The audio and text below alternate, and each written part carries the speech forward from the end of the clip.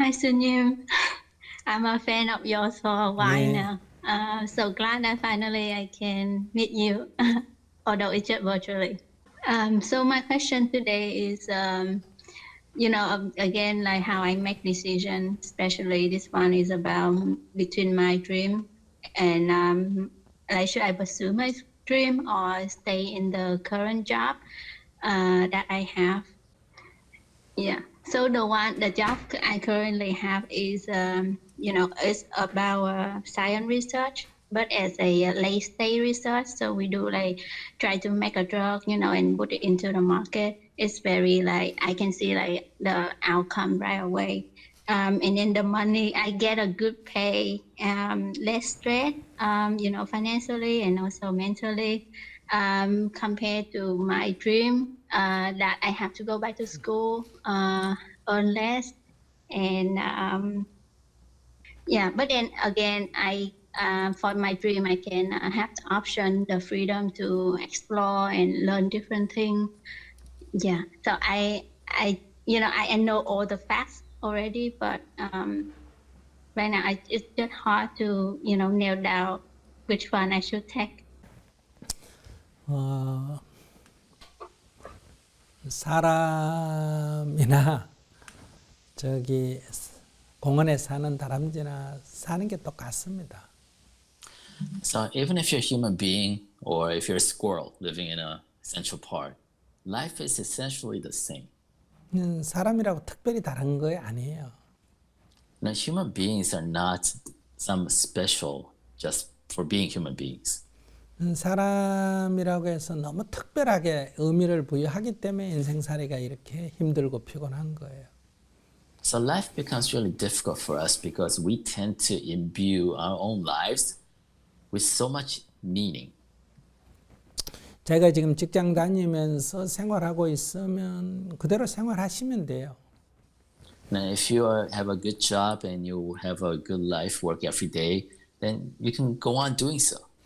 근데 자기가 학교 가서 공부하고 싶다 하면 직장 다니면서 이렇게 통신대학이든 야간이든 어떤 특정한 곳에 이렇게 좀 겸해서 공부를 하면 됩니다. And if you want to go to school, then maybe you can choose to go part-time or go to night school or go to virtual school. 그러면 이제 힘이 좀 들죠. Then of course it makes your life a little more difficult. 이제 가정생활도 해야지. Because you gotta you got your everyday job. You gotta 직장생활 직장생활 때 해야지. You gotta take care of your home. 또 학교생활 때 해야지.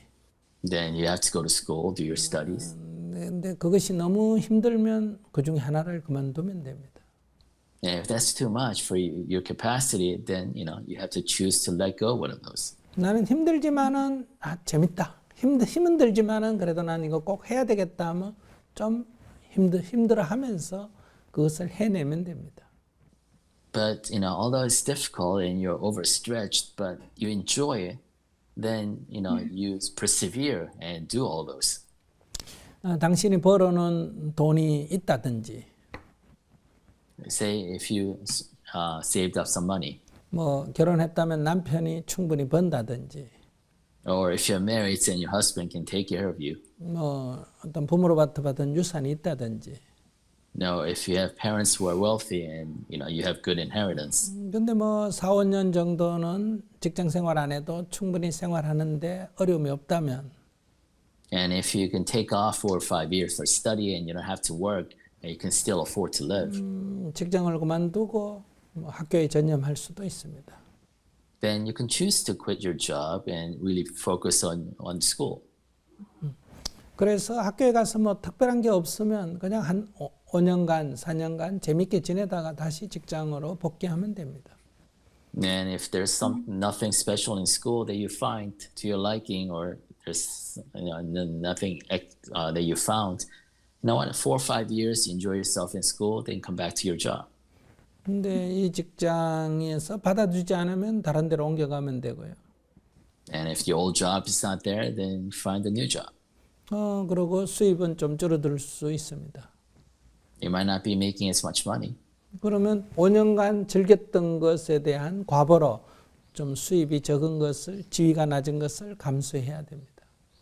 But even if your salary is not as high and your position is not as high, you did get to enjoy yourself for 5 years in school. 그러니까 어떻게 해야 된다고 정한 건 없고요.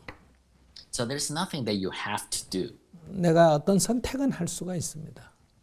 but there's only choices that you can make. 그 선택에는 반드시 좋은 결과든 나쁜 결과든 결과가 따르게 됩니다. And whatever choice you make, it's inevitable. It's going to lead to either positive or negative consequences. 그것을 감수해야 됩니다. And you have to be able to accept those. 너무 두려워해서 하고 싶은 것을 그만두는 것도 행복한 인생이 아니고 You're not living a happy life if you're too fearful to make a choice. 또 막연히 어떤 꿈을 찾아서 현실을 이렇게 버리는 것도, 지금 주어진 조건을 버리는 것도 나중에 고통을 받아야 합니다. But at the same time, giving up your current stability in life in pursuit of some undefined dream that you don't yet know for sure, that's also going to lead to some sort of suffering down the line. 내가 지금 어떤 것이 꼭 하고 싶다 하는 그런 목표가 있으면 현실을 조금 희생해도 되는데 막연히 뭘 꿈을 찾고 싶다 하는 그런 생각으로 현실의 이익을 포기하는 것은 지나놓고 보면 후회할 때가 많습니다. So if you have a clear objective, clear concrete goal, and you want to pursue that, maybe that merits for you to give up your current situation. But if you have some general idea, amorphous idea of some kind of dream that you want to find, you have to ask yourself whether that's worth giving up your current situation for.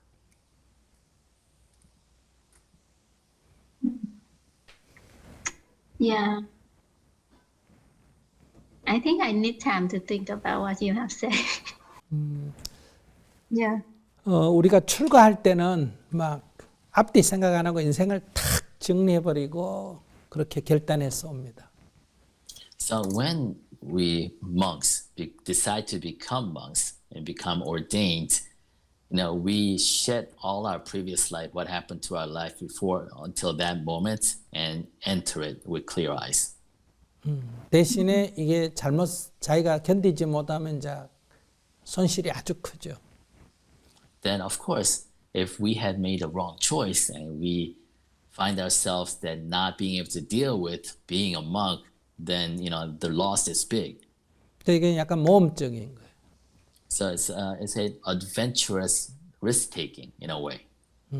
제가 이런 선택을 했는데 자기가 뭐 어떤 선택을 하는 것을 얘기할 때 제가 반대할 이유가 있겠어요? 뭐든지 할 수 있다 이렇게 얘기하지.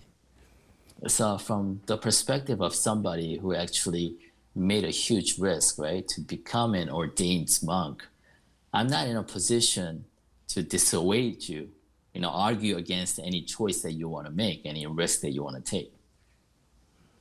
그러나 이제 그런 결과에 대한 어떤 것도 감수할 각오가 없으면 새로운 선택을 할 때는 조금 유의해서 해야 된다. But what I'm saying is that if you're not fully committed to accepting whatever consequences of your choice, then the choice you make should be modulated so that the risks are mitigated in the choices you make. You can't make too extreme a choice. 자기같이 그 현재의 상태를 포기하기가 아쉬우면서도 또 새로운 것을 원할 때는 약간 파트타임식으로 겸해서 이렇게 포기하고 딱 결정을 내지 말고 겸해서 조금 학교에 등록을 해서 직장 다니면서 겸해서 좀 해보고 이게 어떨지 점검을 좀 해보고 이동하는 것이 좋습니다. So it's always perhaps a good strategy in your case in which you're not fully sure where you want to give up your current job to jump into a school, or you're not fully sure whether you are ready to accept the full consequences of such a risky decision. Maybe it might be helpful for you to go to school part-time, try it out and test it out and have that test out phase in order for you to ascertain whether you want to go forward or not. Yeah. 오케이? I think that's a good plan B. 네, 좋은 전략인 것 같습니다. 네.